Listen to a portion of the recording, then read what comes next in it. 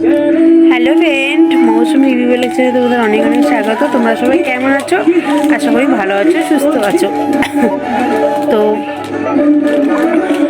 তো আমি কদিন থেকে ব্লগ দিতে পারছি না, তো ব্লগ দেওয়া হচ্ছে না কারণ আমার শরীরটা ভালো নেই, আর তার মধ্যে ছেলের এখন কথা বলতে কিরকম একটা লাগছে, ডাক টাক বন্ধ হয়ে গেছে। তো তার জন্য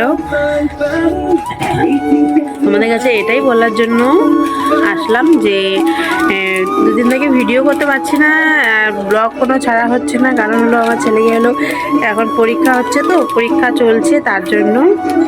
তো তার মাঝখানে একটা ভিডিও করে রেখেছি, তো ছাড়বো আমি, সেটা খুব শিগগিরই দেখতে পাবে তোমরা। তো আরও কিছুদিন বাকি আছে পরীক্ষা, তারপর পরীক্ষা শেষ হবে, তারপরে ছুটি 1 মাসের জন্য। তারপর তো আবার জানুয়ারি মাস থেকে ক্লাস হবে। এখন আছে নার্সারিতে পড়ে, নার্সারির থেকে যাবে, তারপরে যাবে জুনিয়র কেজিতে। তখন তো আবার খুব চাপ, আর এই স্কুলে একটু হবেই, এই পড়াশুনো এরকমই হয়, মানে একটু চাপ হয়। আর এখন দেখো টিউশন থেকে এসে কি খাচ্ছে ও, দেখছো? তোমাদেরকে দেখাই, দাঁড়াও।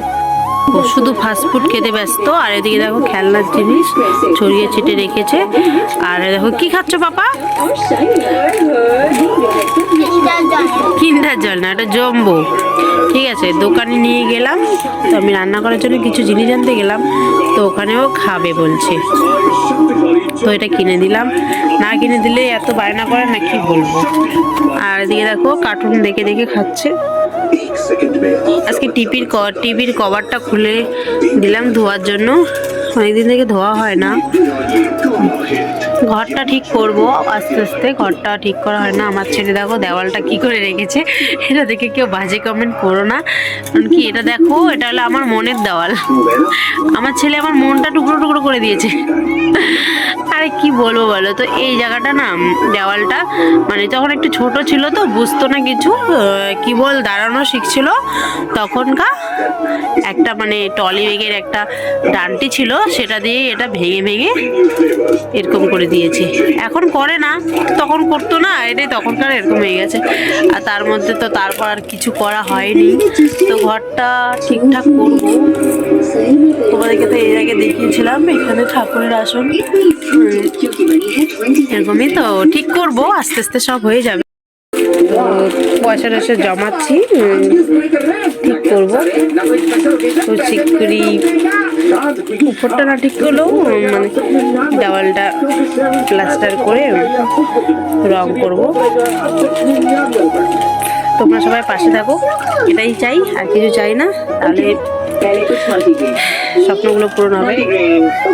তো এতটুকুই বলার ছিল যে 2 দিন পরে আমি ভিডিও বানাবো। কি খাবো দেখ, কি পাজি। ঠিক আছে ঠিক আছে, তো যাই হোক, ভিডিওটা এখানেই শেষ করছি, এতটুকুই বলার ছিল। সর্দি কাশি তো আমার ছেলে আর আমার, কি বলবো, ওর হলে আমার হবে, আমার হলে ওর হবে, দুজনের হবেই। তো তাড়াতাড়ি করে